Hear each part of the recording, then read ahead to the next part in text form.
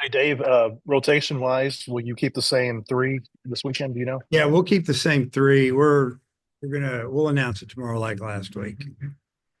Okay.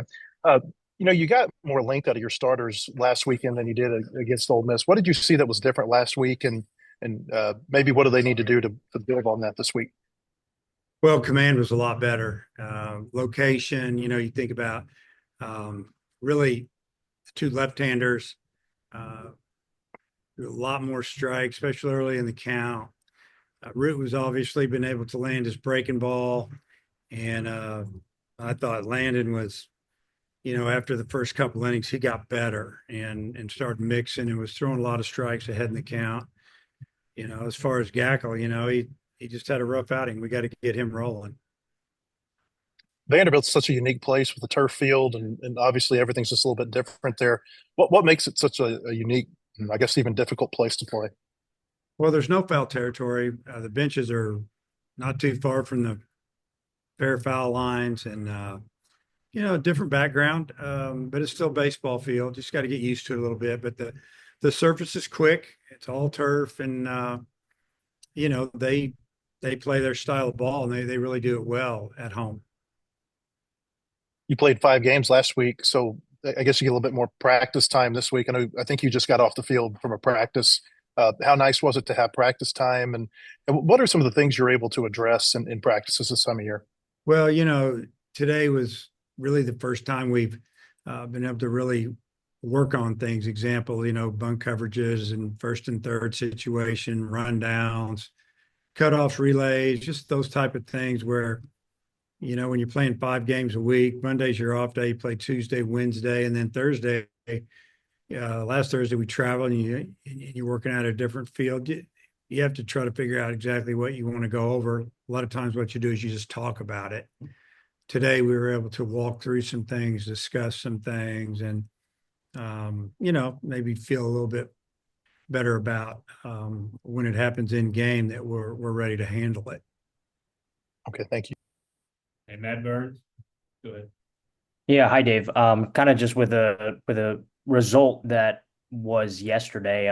What's kind of your style with the guys moving forward? Are you vocal with them? Are you not? Are you gentle? Are you more direct? I mean, what's that process like? So, like about the game last night, today, Yeah, and just like moving forward. now moving forward, just discuss the game for maybe 5 minutes as a full group after we were done stretching, and then we go over Vandy, and then we go over what we're going to do in our workout and what we want to accomplish and a few other things. No, I mean, I just told them what I feel. I'm always really honest with them, and I think they appreciate that I felt like that we kind of got what we deserved. I didn't feel like we'd blow a 5-run lead, but they didn't make mistakes. We did.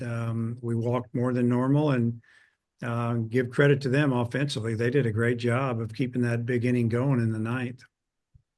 And then for this weekend, is your message more so, hey, let's keep doing what we were doing like we did against South Carolina, or does every single SEC series require a different mindset?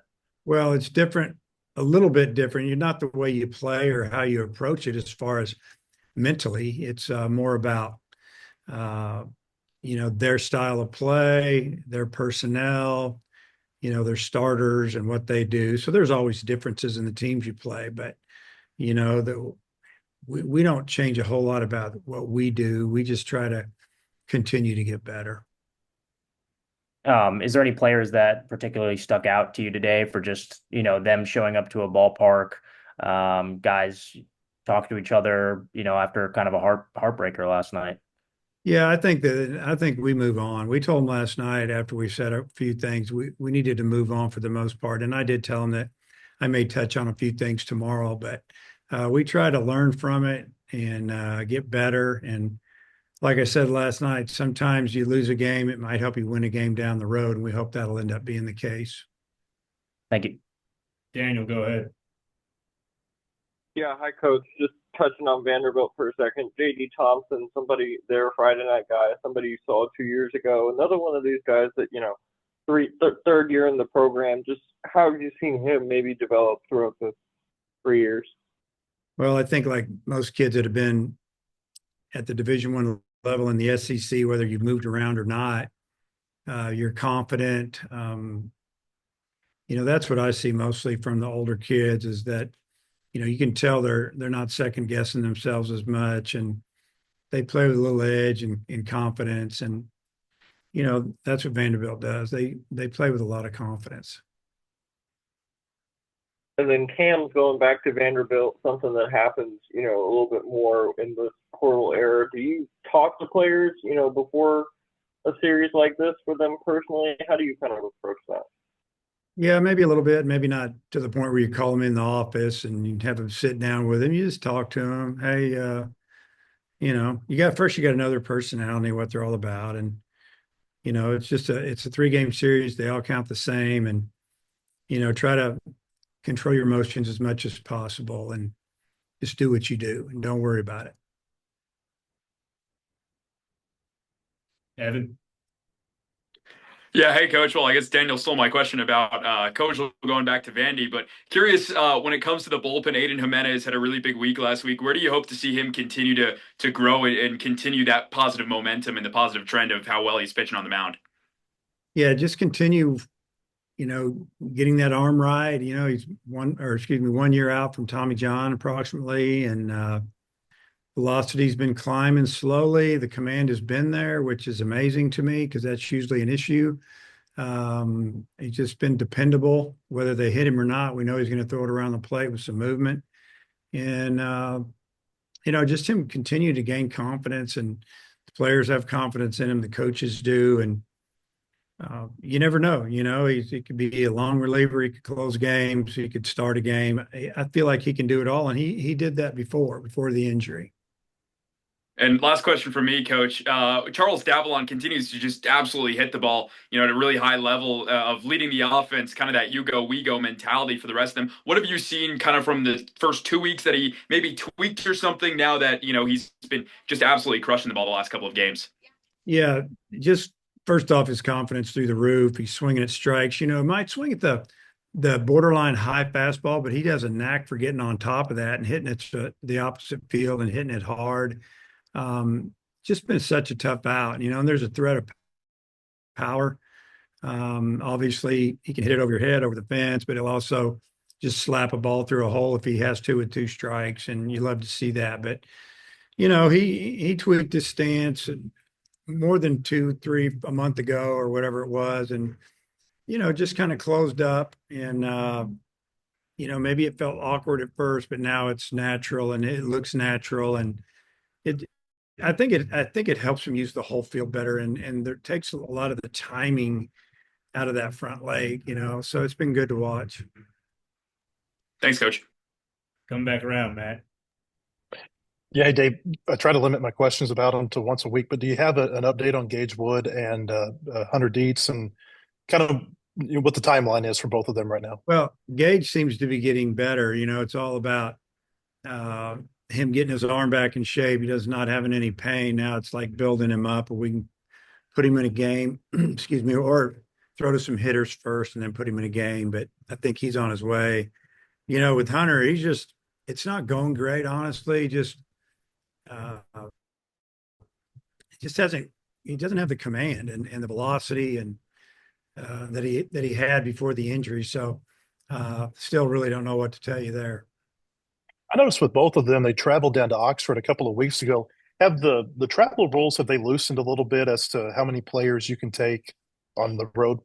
Yeah, you can take what you want. As far as, is it still a 27 man? Has that expanded No, at all? It's 30. Okay. 30. How does that help? Okay. Sorry, I didn't mean to interrupt you, but how does that, in terms of when you're putting together that 30-man roster, kind of maybe could you take us through what's your evaluation on how many pitchers you want, and how many position players you want, and who to leave home? Yeah. So, let's say we take 32 players and we have our workout, the day before the first game. So this week it's Thursday. We play Friday, Saturday, Sunday. If someone was to get hurt, it could make a difference on who we put on, obviously. We knew they couldn't play all weekend, which is nice to have that luxury to do that. But for the most part, you you're not going to put them on there unless you think there's a possibility, even if you're number 28, 29, or 30, could be your third string catcher, that your red shirt, and it could be another guy, your red shirt, and that, that you want to take him on the trip. And if somebody at his position got knocked out or hurt, you could put him on. But yeah, I don't think it's rocket science on this. It's just, you just go by feel and what you see, and realistically who you think possibly could play in the game, help you win. Okay, thank you. And Matt and Daniel, you got anything else? Close this out. Daniel? Yeah, I just have one more on Cam. It seems like he's taken to first base pretty well. Just what have you seen from him now that he's done it for pretty much more than a month now, that he's been able to take to a new position so well? I think he's played well over there. He's been solid. I mean, he's a base. He's learning on the fly a little bit, but at the same time, from having a feel for the game and watching the game growing up, he kind of knows what a first baseman's supposed to do. Now he's there. It's just about getting him in the right position on cutoffs and relay type plays, and making sure he attacks bunts in certain situations, and those little things that can be big things in a real game. All right, Coach. Thanks for your time.